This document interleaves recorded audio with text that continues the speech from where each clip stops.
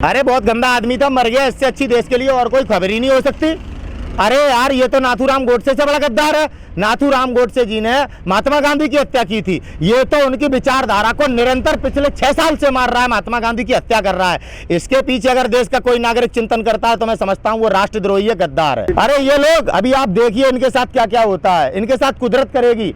जैसे रोहित सरदाना पता नहीं लगा किस बीमारी से चला गया, बहुत सारे लोग कह रहे हैं इसे न्याय दिलाओ। ऐसे ही सुशांत सिंह को भी न्याय दिलाने कुछ लोग निकले थे हमारे देश में, है ऐसे ही न्याय दिलाने निकले थे। 303 सांसद हैं ये अली बाबा और 303 सांसद, ये चोर है, सारे चोर। इनके साथ अच्छा नहीं होगा।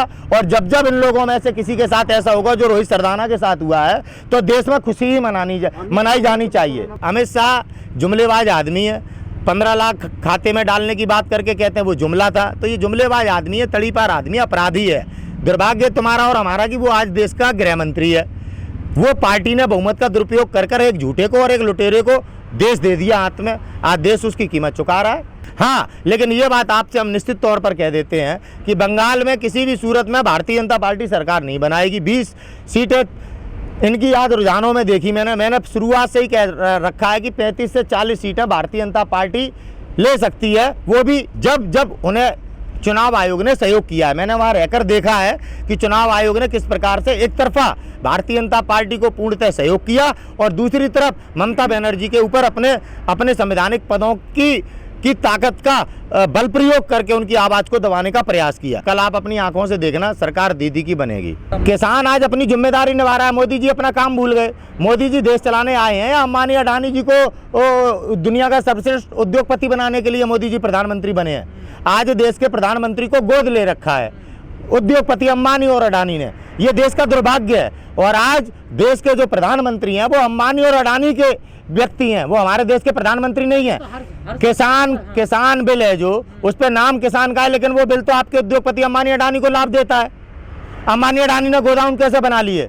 आपके देश की संसद में बहस नहीं हुई, चर्चा नहीं हुई और आपके देश के उद्योगपति आपके गोडाउन बना के खड़े हैं। चोर है आपके देश का पीएम, झूठा है आपके देश का पीएम। अगर सच बोलने पर आपका चैनल सस्पेंड हो जाए या यूट्यूबर्स को जेल में डाल दिया जाए, ये अत्याचार है। जिस बच्चे को बॉडी के पीछे मारा गया, जिस बेटी को पुलिस वालों ने जला दिया, उन पर एक प्रकार का अत्याचार हो रहा है। तो आप लोगों के ऊपर भी, यूट्यूबर्स के ऊपर ये अत्याचार है कि आपके खिलाफ ऐसे कानून बनाए जा रहे हैं कि आप सच ना दिखा सकें। आप देखिए अर्नब गोस्वामी को जमानत मिलती है, किस बेस पे मिलती है? और आप देखिए 32 पत्रकार जेल में भी बंद है, वो किस बेस पे बंद है? आज अदालत ही हमारे देश के नागरिकों को बेवकूफ़ बना रही है। सच बोलना अब आलोचना हो गया, सच बोलना अब अपराध हो गया। ये वही भारत है जिस भारत में हम लोग रहते हैं। तुलसीदास जी का भारत, राम का भारत, विवेकानंद का भारत, या ये आज अपराधियों का, बलात्कारियों का, लुटेरों का भारत बन चुका है? ये नागरिकों को तय करना है आज किन परिस्थितियों में हमारे देश को ला दिया है नरेंद्र मोदी जी ने। 5 ट्रिलियन अर्थव्यवस्था, स्मार्ट सिटियाँ। आज तो यहाँ पे शमशान घाट भी हमारे देश में नागरिकों की चिताएँ नहीं जल पा रही हैं। आज इसका कौन है सबसे बड़ा जिम्मेदार? आपके देश का पीएम, उसकी नाकामी।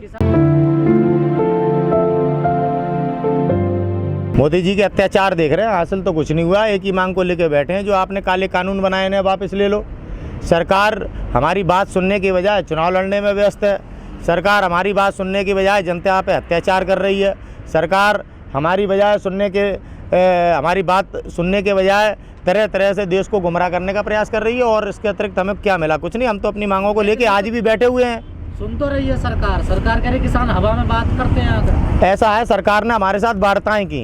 वार्ता में सरकार ने हमें धमकाने का प्रयास किया, हमारे किसान नेताओं को, उन्हें तोड़ने का प्रयास किया, उन्हें खरीदने का प्रयास किया और अंत में उन्होंने कह दिया तुम अपनी 26 जनवरी मनाओ, हम अपनी 26 जनवरी मनाएंगे। 26 जनवरी को क्या हुआ? देश में किसानों के द्वारा पहली ऐतिहासिक ऐसी रैली आज़ादी के बाद निकली थी जो पूरे विश्व में एक रिकॉर्ड बनती। लेकिन उसको किस प्रकार से षड्यंत्र के तहत इन भाजपाइयों ने, आपके देश के गृह मंत्री ने कैसे 26 जनवरी को साजिश की, धमकी देके नरेंद्र तोमर के माध्यम से कि आप अपनी मनाओ, हम अपनी मनाएंगे।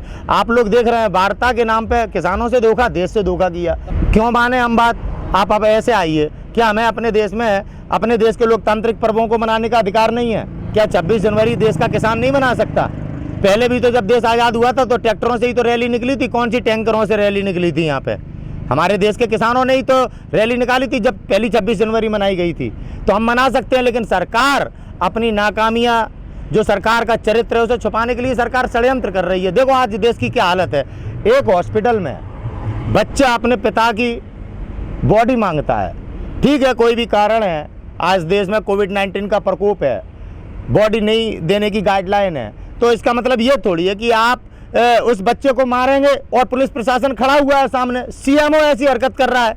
हमारे देश में आज़ादी के हमें 73-74 वर्ष हो चुके हैं, कभी भी हमारे देश के वरिष्ठ अधिकारियों ने देश की जनता के साथ इस प्रकार से अत्याचार भरा व्यवहार नहीं किया। लेकिन आज मोदी जी के शासन में और भारतीय जनता पार्टी के शासन में ऐसा हो रहा है। किसान कहाँ तक हैं? किसान तो आज भी उसी ऊर्जा के साथ बैठे हैं जिस ऊर्जा के साथ इन बॉर्डरों पर आए थे। किसानों में तनिक मात्र भी आज ना मायूसी है, ना उदासी है, कुछ भी नहीं है। किसान अलर्ट बैठा है, सरकार की गतिविधियों पे पूर्णतः ध्यान रखे हुए है, क्योंकि सरकार की कार्यशैली पे इस आंदोलन की वजह से देश की जनता के अंदर जो जागरूकता आई है, आज वो सरकार को समझ चुके हैं कि भारत सरकार हिंदुस्तान के संविधान पर चोट कर रही है।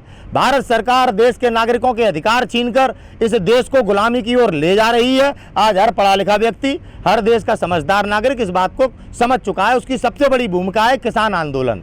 जिस आंदोलन की शुरुआत सिख समाज के लोगों ने की, ये पंजाब से चला आंदोलन आज विश्व में विख्यात है।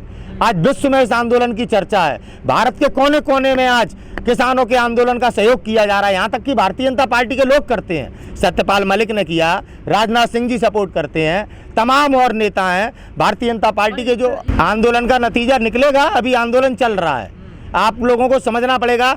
ये अहिंसा पूर्वक आंदोलन है, अपने देश के नागरिकों की रोटी की लड़ाई लड़ रहा है ये आंदोलन। दुर्भाग्य कि आज देश में मजदूर जो पूरी दिहाड़ी पे काम करते हैं, ये मजदूर आज ये नहीं समझ रहे कि एक दिन की दिहाड़ी में आटा नहीं खरीद पाओगे। ये वो लड़ाई लड़ी जा रही है। आज मजदूरी करने का वक्त नहीं है, किसानों के साथ आंदोलन में बैठ के अपनी लड़ाई को लड़ने का वक्त है। आज मान सम्मान के लिए लड़ने का वक्त है, वरना कब तक मजदूरी करते रहोगे और अपने बच्चों से भी मजदूरी कराते रहोगे। आज बिकने का दिन नहीं है, आज लड़ने की जरूरत है। सेंगर जी, कल रिजल्ट आने वाले हैं 5 राज्यों के चुनाव के।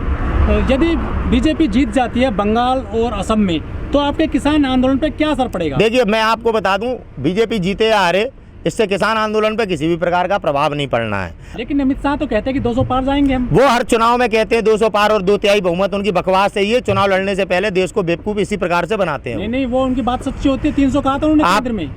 आप केंद्र की ले लो, उन्होंने हरियाणा में कितनी कहा था? उन्होंने आपके इसमें क्या नाम है, अरे मध्य प्रदेश में क्या कहा था, राजस्थान में क्या कहा था, दिल्ली में क्या कहा था? दिल्ली की देखो 8 आई हैं। बेकार की बात करके जनता को गुमराह। कोई नहीं यार, पोल एग्जिट कहाँ से लाते हैं? स्टूडियो में बैठ के पत्रकारिता करते हैं ये लोग। कभी आपको जीरो ग्राउंड की रिपोर्ट पे दिखे? जब यहाँ पे देश में लॉकडाउन के दौरान मजदूर जब भूख से तड़प रहे थे, उन पर घर जाने के साधन नहीं थे, कौन से आपके टीवी के चैनल ने उन लोगों की पीड़ा को दिखाया? आज बताइए किस प्रकार से सीएमओ बच्चे को पीटता है, किस प्रकार से कोरोना जैसी महामारी आज देश में बड़े पैमाने पर गरीबों का नरसंहार कर रही है, अमीरों को लूट रही है। नेता इसका प्रचार कर रहे हैं, मीडिया कहाँ दिखा रही है ये वास्तविकता? महामारी से सरकार नहीं लड़ रही है। तो राष्ट्रपति और प्रधानमंत्री आज अपनी जिम्मेदारी निभा रहे होते तो देश का गरीब आज इस महामारी से मर रहा होता क्या? देश का प्रधानमंत्री कौन सा अच्छा है? देश बेच रहा है। देश का प्रधानमंत्री कौन सा अच्छा है? आज जो लोग इस प्रधानमंत्री की वाहवाही करते हैं वो देश के गद्दार हैं, वो देश के दुश्मन हैं। आज देश 5वीं दुनिया की अर्थव्यवस्था आज 164वें नंबर पे पहुंच गई और आप इस विफल प्रधानमंत्री की आप आज वाहवाही करते हैं। ये देश के गद्दार हैं। आज रोहित सरदाना के साथ ऐसा हुआ है, कल और लोगों के साथ भी ऐसा होगा। देश से गद्दारी करने वाले लोग कभी भी खुश नहीं रह पाएंगे। दगा जिसने किया है उसका कभी अच्छा नहीं हुआ। रावण ने दगा किया था, वंश समेत नाट हुआ। कौरवों ने दगा किया था, वंश समेत नाट हुआ। इन भाजपाइयों ने देश के साथ दगा किया है। ये तमाम तरह से आप लोगों को गुमराह करते हैं। वास्तविकता पे कोई बात नहीं करेगा कि बालाकोट पे न्याय दिलाओ, कोई बात नहीं करेगा कि नरेंद्र मोदी ने झूठी स्ट्राइक करके पूरे भाजपाइयों ने देश को गुमराह किया वोट बैंक के लिए। ये कौन बोलेगा इन बातों पे सत्य? कौन सच्चाई की बात करेगा?